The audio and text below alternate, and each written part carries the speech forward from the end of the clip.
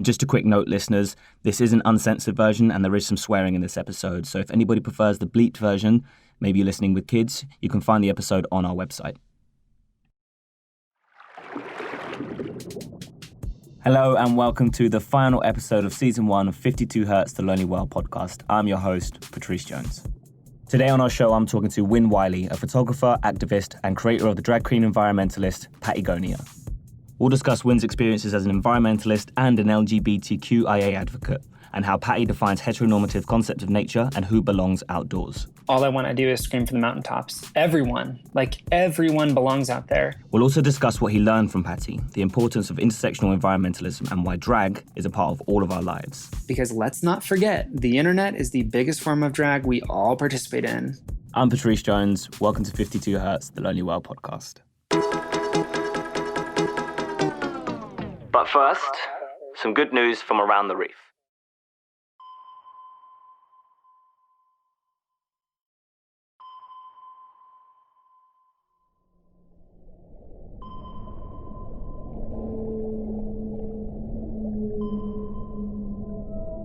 In episode 1 of 52 Hertz, we introduced 52 Blue, who's thought to be the loneliest of whales, calling out at a frequency of 52 Hertz, when other whales call out in a range between 10 and 39 Hertz, which is why he never gets a reply. Despite our collective fascination, we still don't know very much about him. But here's what we do know. No one has ever seen 52 Blue, but Bill Watkins, a marine mammal researcher at the Woods Hole Oceanographic Institute, who sadly passed away in 2004, dedicated 12 years of his life to tracking and recording 52 Blue. According to declassified Navy hydrophone recordings, 52 Blue moves continuously through the deep waters of the central and eastern portion of the North Pacific Basin. Every migration season, he made his way south from Alaska to Mexico, never seemingly crossing paths with any other whale. And at one point, he disappeared for more than a month, eventually turning up farther out in the Pacific than ever before. Some say 52 Blue might even be a hybrid, the product of a romantic tryst between a fin whale and a blue whale.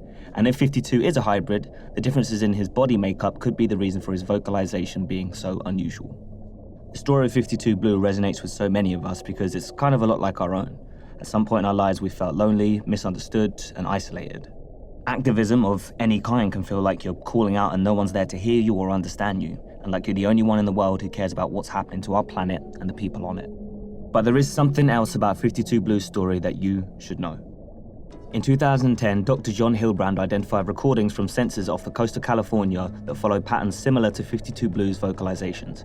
But the recordings were taken at the same time from two separate sensors spread far apart, which means the song had to come from more than one source. More than one source means more than one whale, at least two, possibly whole pods of hybrid whales calling out at the same frequency. 52 Blue might not be alone after all.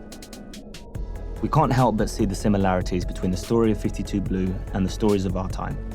Right now, people all over the world who might have felt isolated, alone, and unheard are coming together to create change. Look at the school strike for climate, Black Lives Matter, Zero Hour, marches for women's rights, and the continued importance of the LGBTQ movement. If you followed along with us since episode 1, you've heard some of these voices and you know these people are out there asking the same questions that you are, and we're working towards the same goals.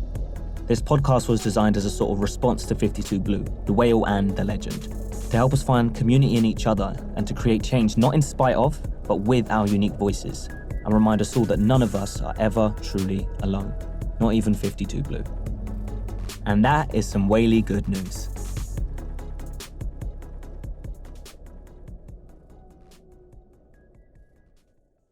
So, Wyn, thank you so much and welcome to 52 Hertz.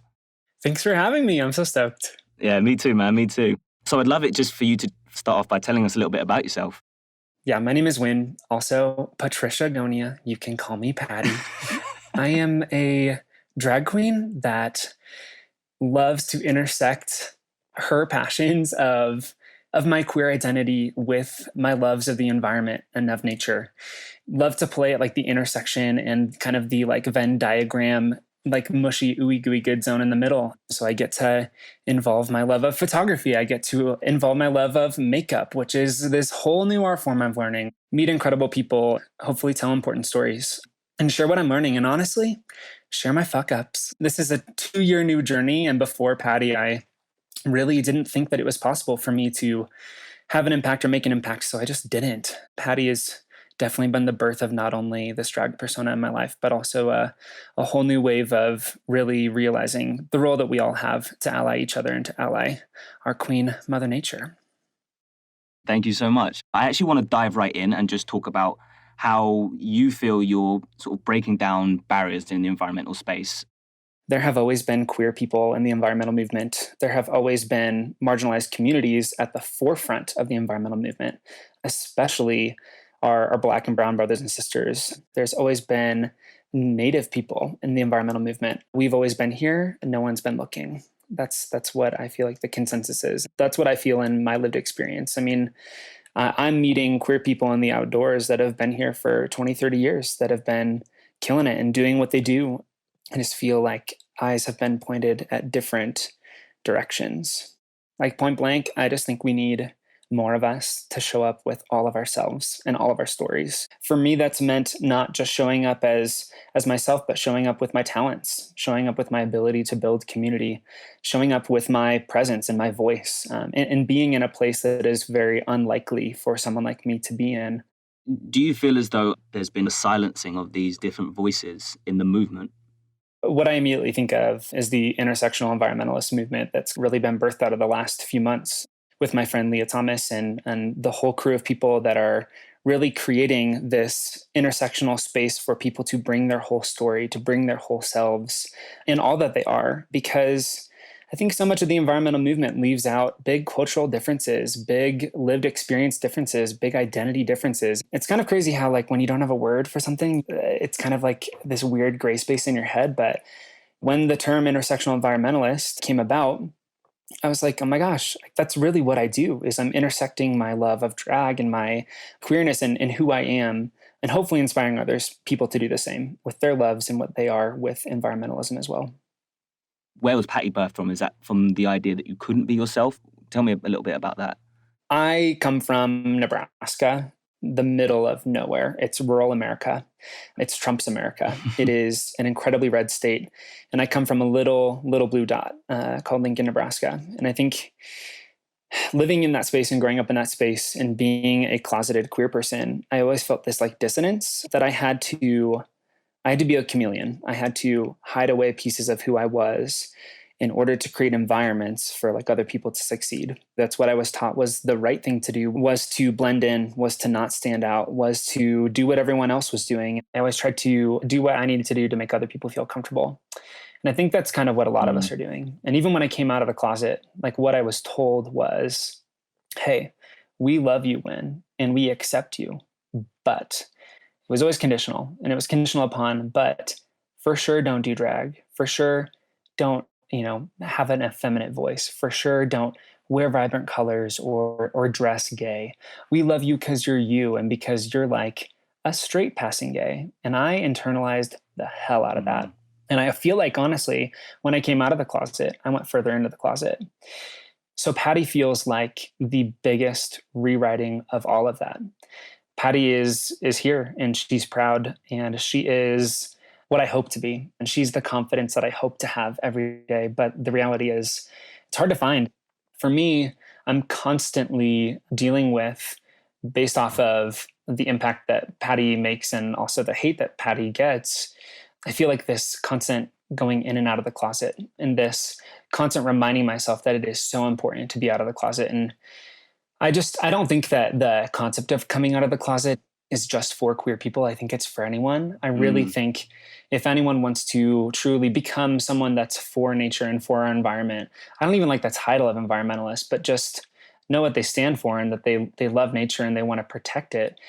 I think that means coming out of the closet and being who you are, being unapologetic, bringing your love to the space and your excitement and your humor. I mean, y'all, like, let's be real.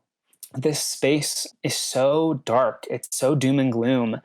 There's so much opportunity for joy and for art to be a form of activism, for people to bring their culture, their humanity, and their mistakes to each other. No, I agree. And I think it's really interesting what you just said about the idea of coming out of the closet has nothing to do with sexuality. It's a case of finding a way to be who you are. And once Absolutely. You can be who you are, you're able to actually be the most effective and the most serving to our planet and everybody on it. There's one thing I wanted to ask you, the idea of who belongs outside. That is such a powerful and important question. When you ask the question, who belongs outside? All I want to do is scream from the mountaintops. Everyone, like everyone belongs out there. But I think the reality is, what I'm noticing is that we just disconnect ourselves so much from nature. It's humans in one hand and it's nature in the other. Mm-hmm. And why can't we realize that we are a part of nature? We are nature, we belong there, everyone belongs there, especially queer people. I mean, look at nature all around you. Like a forest is incredibly queer to me. It is so vibrant, it's so diverse. It has like funguses that can grow for miles and be connected together. It is full of every color under the rainbow, and every piece of it relies on each other. So when I look at like nature too, I see that Mother Nature knows that diversity is the only way. Why do we as humans, why can we not see that? Why can we not see that we belong in that diversity as well? Why do you think that is? Why do you think it is that humans can't see that? I think that we are taught to blend in more than we're taught to stand out, and that we're taught to conform. We're also taught to doubt ourselves. I think that we're also taught based off of monoliths that have been a part of the quote unquote outdoor space for forever, that unless you're this, that, and the other, the outdoors aren't for you. And I think the outdoors have had incredible privilege wrapped around it and incredible gatekeepers and financial barriers as well. I'm so inspired by everyone in the outdoors that is making community for people that are more unlikely in the outdoors. And I definitely do my work on the shoulder of greats. I think we're seeing more diverse people get outdoors than ever, even people that are redefining what the nature experience is. During quarantine, like, let's get really real. My nature was like my little 10 foot by 20 foot backyard. My nature was the park down my street. And that is equal to this big epic national park trip that I did. And I'm learning like, why can I not celebrate that nature and that outdoor experience as an equal outdoor experience and define that for me as something that's equally as important. So it's kind of what I'm going through right now. Yeah, well, and that's what's helping me feel like I'm a part of nature as well. How do we push this forward? How do we get people engaged in the environment? How do we get people engaged, more importantly, in environmentalism? I feel like there's kind of the two stages. They have to be engaged in the environment to become involved with environmentalism. So what's your take on moving from people who don't have a real relationship with the environment to becoming environmentalists? I love that two-part question because I see that mirrored in my life all of the time. I'm like, we need to get people outside so they realize how beautiful our world is and how much it deserves to be cared for and loved. What that looks like is not just having people like me in the outdoors. We need to put into leadership positions people that are way more diverse and way more intersectional than myself. I feel very thankful to be a bridge between many different worlds because out of drag, I'm a straight passing white male. And in drag, I am this queer, weird, odd bird drag queen floating around the outdoors. My job is always to be a bridge between multiple worlds, bring community together and host it. But I think for anyone, it just looks like getting outdoors and realizing that you deserve to be out there. I think that we need more people to think about it's not just about reducing our plastic use, which, by the way, is so freaking hard to do nowadays with COVID. But it's thinking about, okay, well, if I can't do that, if I can't control that, what can I control? What is the work that's available to me and only to me? For me, that looks like bringing my art form of drag into the outdoors. For another person, that might mean, hey, I am a Latinx cook or chef. Maybe I can start creating more zero waste recipes. That feels so cool. And that feels like such a fun and engaging thing to create community around. I mean, hell, I'd be there for that. If you want to teach me to create some zero waste tacos, I'm there. Like, teach me, please, you know? So I think we need people to realize that like the environmental movement is going to be 1,000,001 unique, radically human solutions. You're going out, you're wearing 6-inch heels on rocky landscape. Mm-hmm. It feels as though you're almost redefining how we should be looking at activism. Do you feel that? Do you feel that activism shouldn't look a certain way, or is there something that does need to be done in order to be an effective activist? We need to celebrate the feminine way more in in nature and in the environmental movement, because hello, we are in Mother Nature's house. Can we not realize we are in the house of the feminine? Like, can we not realize how actually beautifully feminine it is to hike a mountain or to climb a wall or to just enjoy the sound of birds? So that's what I feel like I'm trying to figure out in my life. Every time I'm out there in heels, it's an experiment, and it is me really being at kind of this inner dissonance with my masculine self and my feminine self, and really finding the stride in that. What does drag mean to you? A drag to me is freedom. It's permission. It is anything is possible. Drag is just this art form that I feel like I have no idea how I'd live my life without it. I mean, on like the most LOL level, it is just like fucking hilarious. And it's like Halloween any day I want it to be. And I'm like, I'm here for this. And like right now I'm sitting in this interview, I'm wearing a bra made of 2 fanny packs that my friends sewed together. So it's like, this is great. I can keep my snacks in my bra. And like the more snacks, the bigger my boobs get. Like, great. But also it is this like totally surreal experience to look in the mirror and see something that on the daily you are not, but yet you so are. And it's powerful. I want the feeling of drag for everyone. And I feel like there is a drag queen inside of everyone. And we need to tap into this more, because everybody has a little inner freak. And like the more that we can let our freak fly and realize that we are all just weirdos, the better I feel like the world is going to be. And how has that gone? You putting this character out there, how has the queer community and the drag queen community responded to Pattie? I am a drag queen that operates very much so out of traditional drag culture. I mean, obviously I'm like in the outdoors, but most of my audience, surprisingly, isn't other queer people, but is straight people, are allies in progress, are people that have never followed or seen a drag queen before in their life. So it's been a really beautiful group of people and community that's gathered around. Pattie, in one sense, helps bring the feminine energy of the planet to the every person, but also brings people who are in the queer community or in the drag community to the idea of the planet itself and being part of that. So it feels like there's 2 sides to the way you're creating community. Absolutely. I think that's great. And is there a minimalistic or sustainable drag? Listen, drag is an inherently, I wouldn't say wasteful, but very thing intensive process, right? You have your makeup, you have your outfits, you have your wigs. And I've really tried to lean into how can I upcycle different things? How can I outfit repeat and not feel shame, but like celebrate that, you know? One of my favorite wigs is made of trash from quarantine. So we took all the trash I used in quarantine and like made a wig out of it. And so it's literally this trash wig. And it looks very like Marie Antoinette.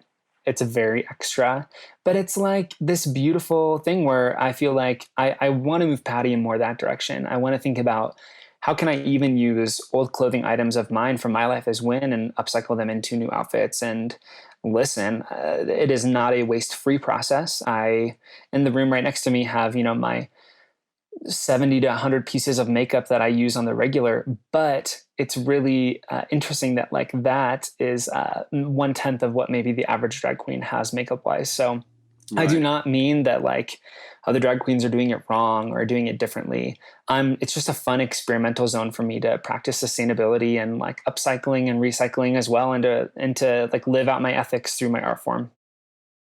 Particularly in America, there's going to be a process that has to be taken to start moving towards a minimalist lifestyle in some capacity, or a low impact lifestyle. Absolutely. And it's going to look very different for very different people, and it's going to be more difficult for some people, but a change just kind of has to come.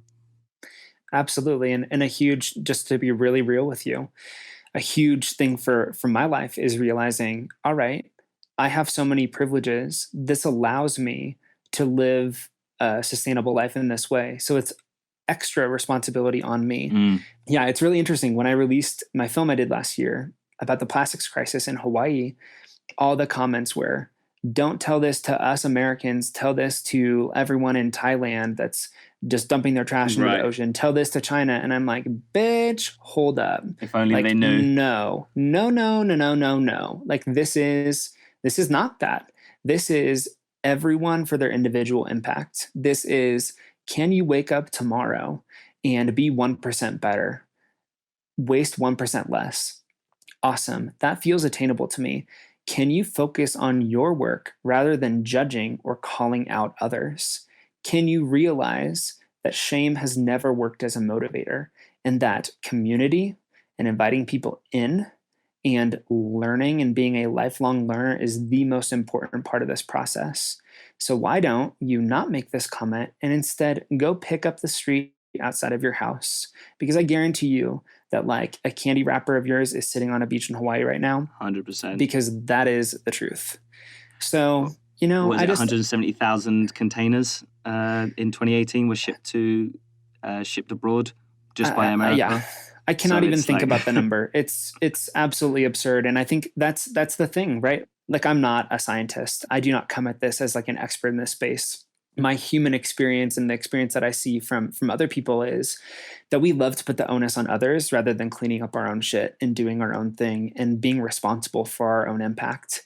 So that's what I'm like trying to remind myself in the process is, even especially when I want to say something, I want to be like, you know what can I do in my life that I can 100% control? Does that make sense? It does, for sure. A few times in this sort of conversation, you said the word, your privilege. Do you consider yourself privileged? What do you do with that? How do you feel about that? There's not a doubt in my mind that my privilege has had a role in every single opportunity with my career as Pattie. That's just the truth. Because I am weird and quirky and queer, and I hold the diversity card, and I am a part of a marginalized community, and I face hate all the time. But I also am a straight passing white male. And especially in the outdoor space, to recognize my own privilege as a part of the work I do is so important. What are the tools I have to build, right? Like, I have the ability of my photography talent. I have the ability of my talent with drag. You have the ability of your talent with acting and with hosting and your amazing, delicious accent. So, you know, I think that we can take an inventory. We can know how much we have tools on our tool belt, and we can build beautiful things. I couldn't agree more. It's very kind of you to say that. I think the most important thing is to acknowledge, you go, okay, cool, I've got these assets and it's great. I've been fortunate enough, and I'm going to use the famous Spider-Man line, with great power comes great responsibility. If you're fortunate enough to have more assets, then great. At the end of the day, it's all about how we serve the common goal, which is how do we make this land beautiful and fruitful for generations and generations to come. As long as we have the same goal in mind, like you said, we can take ourselves out of it and we can kill that ego and just start using our assets not as self-service, but service to the whole collective. Yes. Privilege used to be a thing that made me feel really guilty in life. And now privilege is such a motivator for me to do work. I love that. And to put my fucking boots on and to keep on shredding. I love that. You're quite prolific on social media. I want to talk about you as a quote-unquote influencer. Do you see yourself as an influencer? What's your take on this social media world and your sort of place in it? Any title that anyone wants to put to Pattie, if they define that as that, that's great, including influencer. What's really interesting is because social media is such an optically visible thing, we only see what we see. I feel like I have this extreme love-hate relationship with the internet and with social media. It's such a valuable tool, but I have to remind myself that like I can do all the work that I need to do without this tool. What I really want to open people's eyes to as well, if you want to take on the environment or nature as a career, one, it is 100% possible, but two, it looks like 10,000 more hours than what is seen on social media. And I think, you know, we see the pretty, we see the glitz, we see the glam, because let's not forget, the internet is the biggest form of drag we all participate in. We are all prettier and better and have more life figured out. And it is all drag. It is pixels. It is drag. So it's easy to get wrapped up in, right? It's easy to let the ego shine.